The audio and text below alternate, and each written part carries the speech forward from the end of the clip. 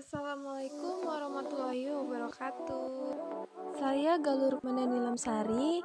Saya dari Institut Agama Islam Negeri Palangkaraya, Fakultas Ekonomi dan Bisnis Islam, Program Studi Perbankan Syariah, kelas 1B.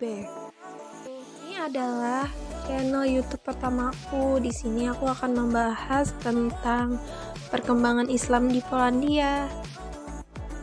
Islam di Polandia merupakan agama minoritas di negara mayoritas Katolik tersebut. Islam telah tiba di Polandia sejak 600 tahun yang lalu. Mayoritas pemeluk Islam di Polandia beraliran Sunni. Sekitar 3.000 hingga 5.000 orang dari mereka adalah orang Tatar. Ada sekitar 30.000 Muslim yang menetap di sana, atau sekitar 0,08% dari populasi di Polandia. Saat ini, pembangunan masjid di Polandia ditentang oleh kebanyakan warga Polandia dikarenakan Arab Saudi yang menolak pembangunan gereja di negaranya sendiri. Namun, sebuah masjid besar dapat ditemukan di Warsawa yang dinamakan Masjid Warsawa. Polandia, negara di Eropa Tengah. Ini jarang didengar gaungannya dalam menaungi kehidupan muslimin. Namun siapa sangka, negara bekas komunis tersebut memiliki sejarah Islam yang panjang, yakni sekitar 600 tahun silam. Islam pertama kali masuk ke Polandia dibawa oleh bangsa Tatar Muslim yang melarikan diri dari negara mereka akibat perang sipil. Awalnya mereka bermigrasi ke Lituania, namun kemudian Raja Polandia merekrut mereka menjadi prajurit tangguh kaki tangan raja.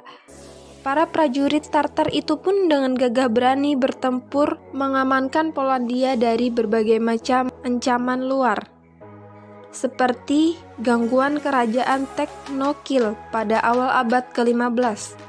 Mereka bahkan dikabarkan menjadi prajurit dalam Perang Wina di Kubu, kerajaan Kristen Austro-Hongaria, dalam melawan pasukan Turki Utsmani. Hingga ketika Polandia terlibat Perang Dunia II, pasukan Tartar ini masih menjadi militer tangguh negara, dengan posisi penting sebagai ujung pedang negara. Para prajurit Tartar itu tentu saja mendapat hak spesial. Mereka setara dengan para bangsawan dan mendapat banyak hak istimewa serta fasilitas utama dari raja.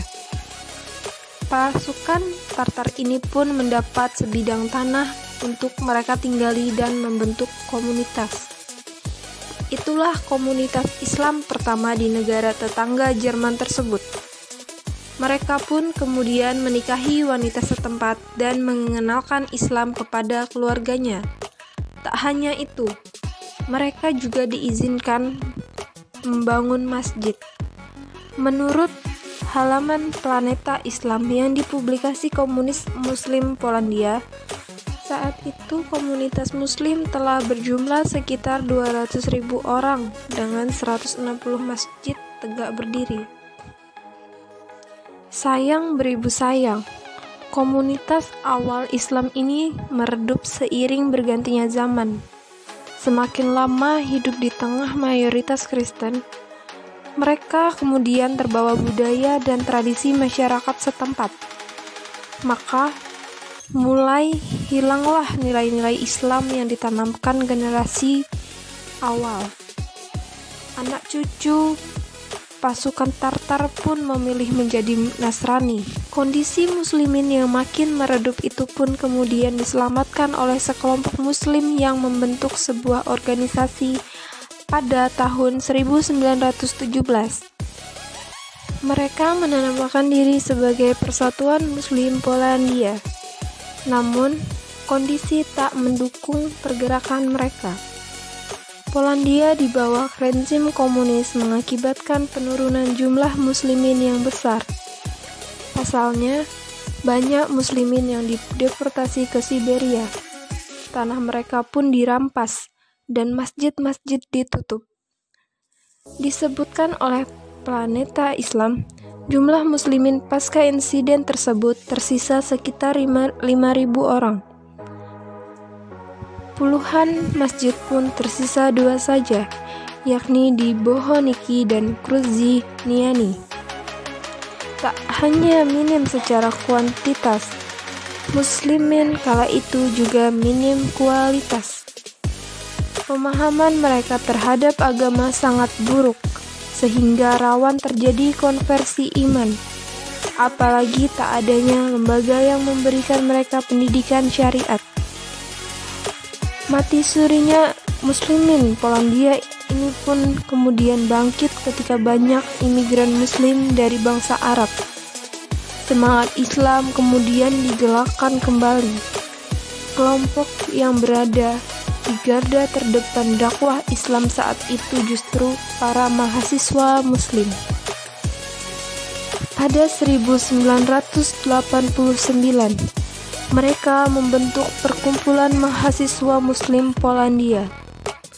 Organisasi ini kemudian membenahi pendidikan Islam muslimin yang dimulai dari anak-anak. Mereka mendirikan beberapa pendidikan Islam dasar untuk anak-anak Tartar. Sejak itulah Islam kembali menggeliat di Polandia. Saat ini jumlah muslim lebih dari 30.000 jiwa dengan komposisi Tartar. Sang muslimin awalnya hanya 5.000 jiwa. Kemudian muslim imigran asing sekitar 25.000. Serta muslimin setempat atau para pemualaf sekitar 500 hingga 1.000 orang.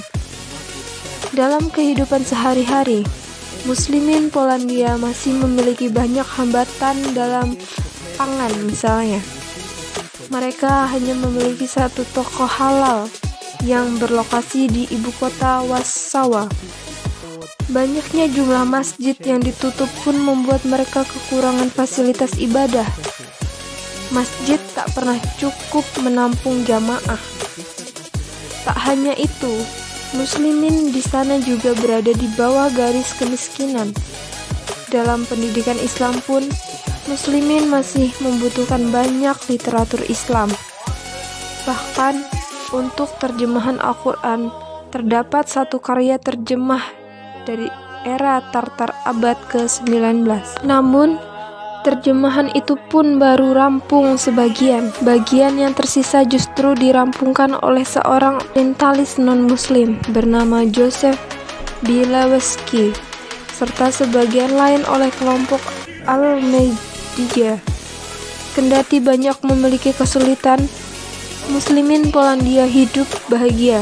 Mereka dapat hidup damai dan tak pernah bersengketa dengan masyarakat setempat. Dibanding negara Eropa sekitarnya, muslimin Polandia yang dapat merasakan hidup tentram dapat didiskriminasi sosial. Untuk menjaga harmonisan dengan agama mayoritas, terdapat Dewan Umum di Polandia yang menangani Dewan Katolik dan Dewan Muslim, merupakan salah satu lembaga yang mediasi dialog antar agama di negara tersebut.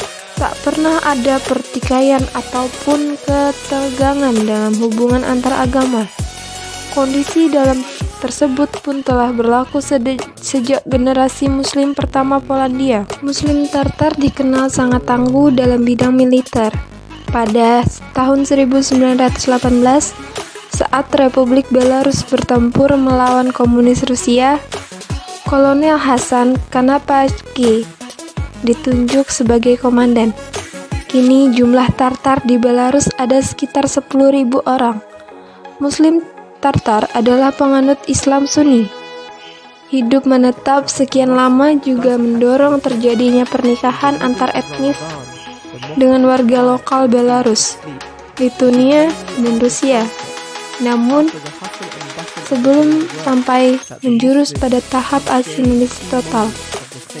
Seiring berjalannya waktu, Muslim Tartar tidak lagi berkomunikasi dengan bahasa ibu mereka.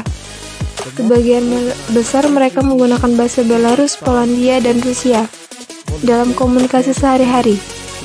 Namun, seperti di tanah air, ibadah tetap dilakukan dalam bahasa Arab.